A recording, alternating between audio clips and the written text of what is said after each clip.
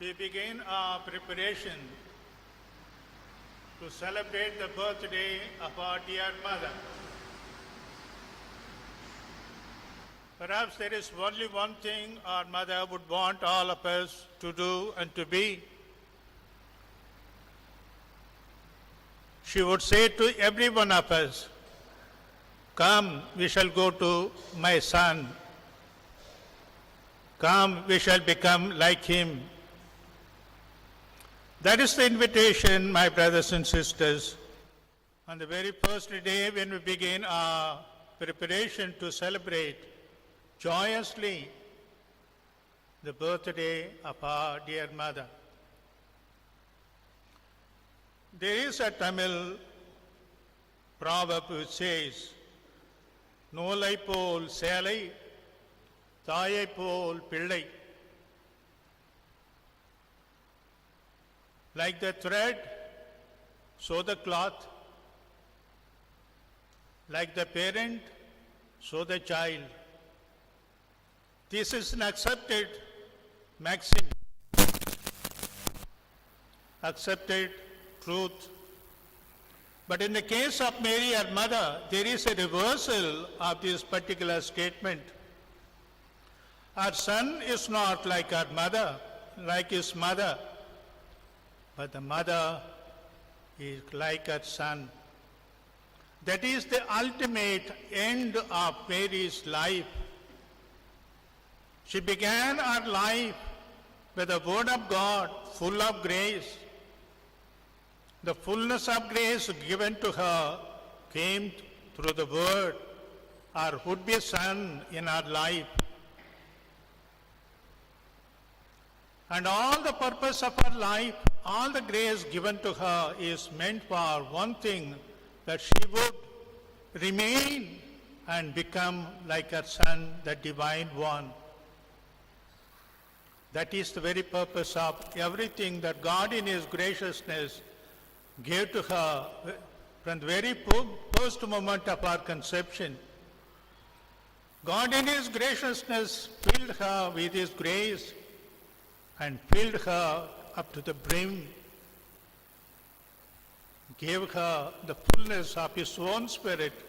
The Spirit ultimately would really retain her holiness right till the end. All the things that she said and did ultimately came to only one purpose, that she would reveal that she has become exactly what her son, eternal Son, would always be: holy, faithful, in every sense of the term, to the Father.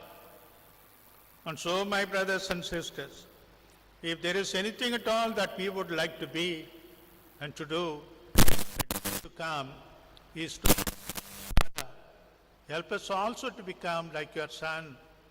Help us also to do what your Son wants us, so that we would really be like Him. Look at the very first thing she did when she was told that she was full of grace, and the Word of God would find Himself planted deep in her heart and mind, and she would allow Him to grow, and allow Him to grow to such a full extent as to give Him a form. Soon after this message that she received, she would really do what her son would do in the days to come. Go around, meet his people, greet them, and fill them with grace. What prompted her to go to Elizabeth to visit her is the Son deep in her life.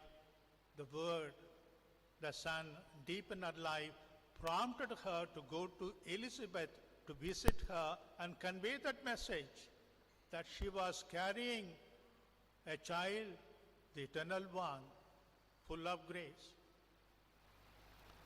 Not only Mary greeted Elizabeth, the child in her womb greeted the one who would really be a forerunner in the days to come. The first thing Mary did to follow her son, to go around to bring joy and happiness. And she would not end up with that. In the days to come, she will continue doing what her son would really do to bring joy, to bring peace, to bring consolation, to bring everything our son would really like to bring to the world around.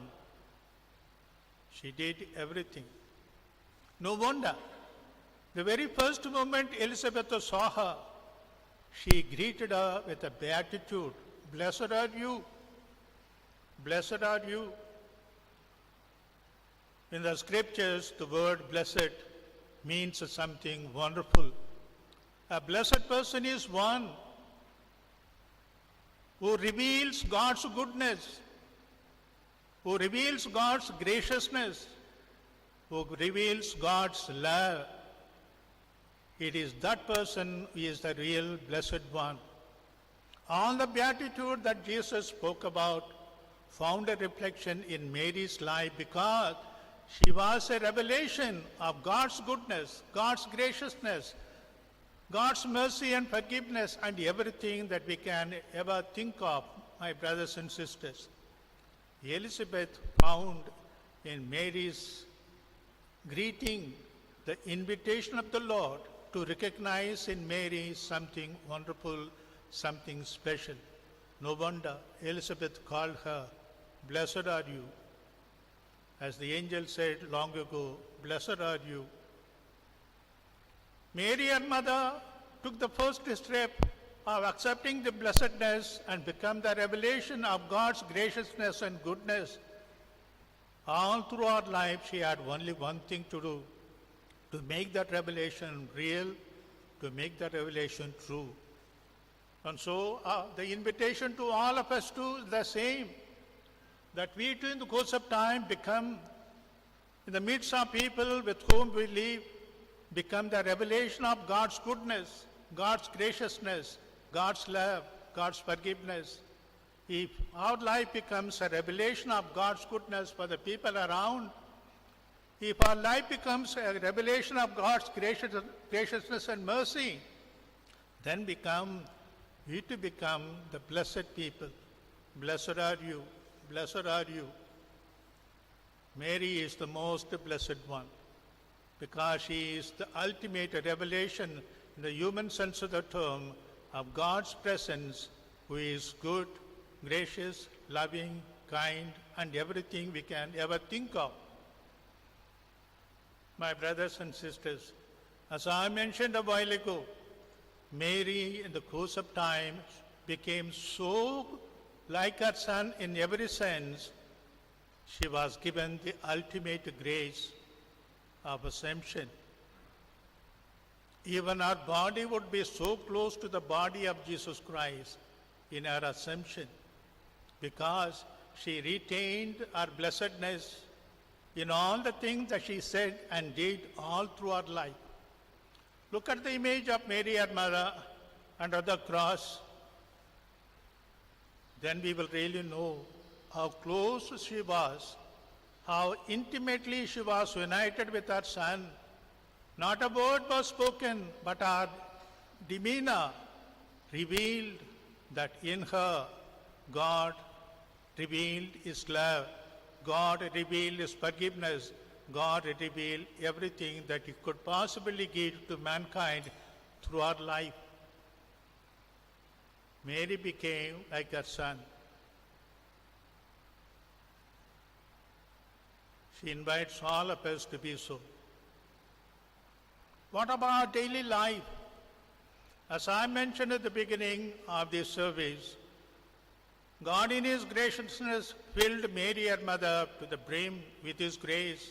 That's why the angel said, you are full of grace. And she remained full of grace right till the end. All that he said, all that she did, revealed that fullness.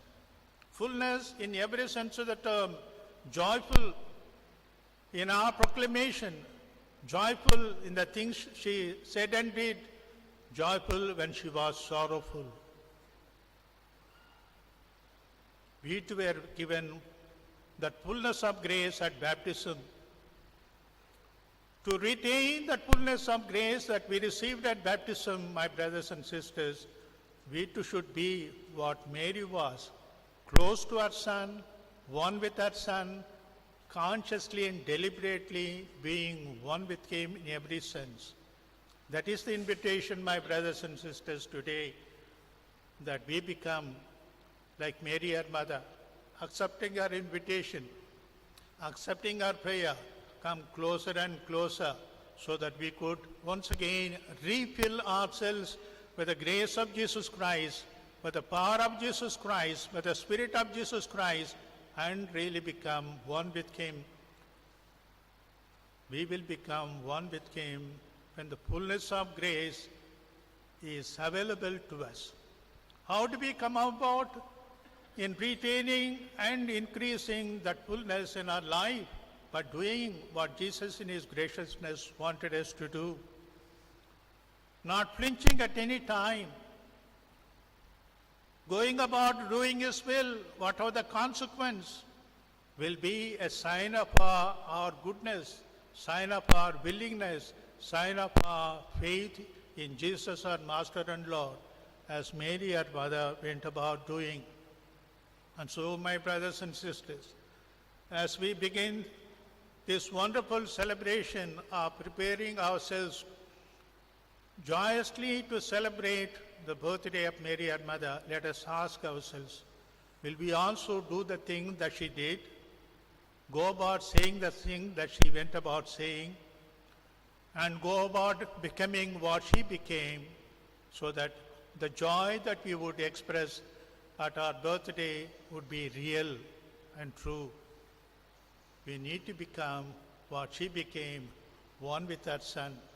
Our actions, our thoughts, our desires will have to come closer and closer. That's why today St. Paul would say to the Ephesians, God has chosen you, God has called you to be holy and to remain innocent in His presence, innocent in our actions, innocent in our thinking, innocent in our desires.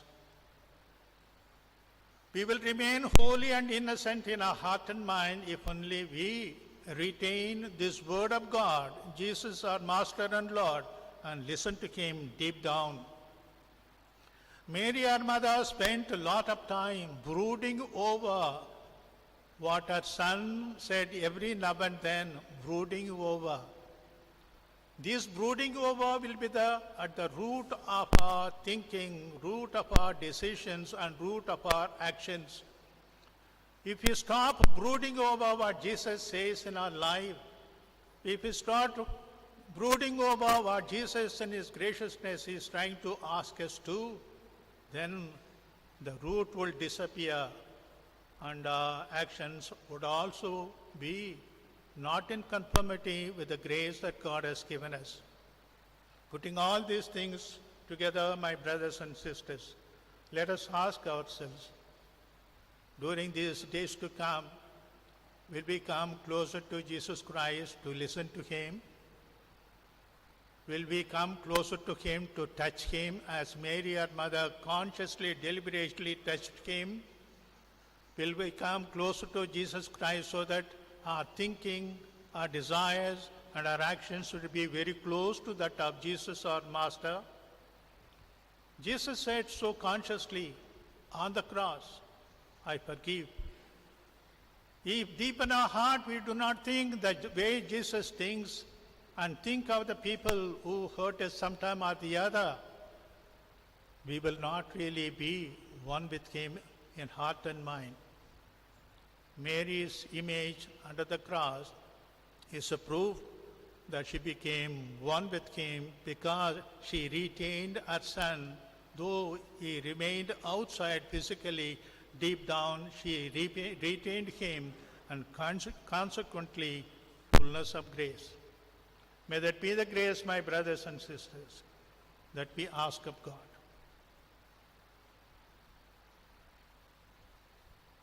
As Mary, her mother, became like her Son, we too are invited to become like our Master, faithful, gracious, forgiving, loving, and doing good to everyone around us. May we retain the fullness of grace that we received at baptism and become one with Him till the last moment of our life.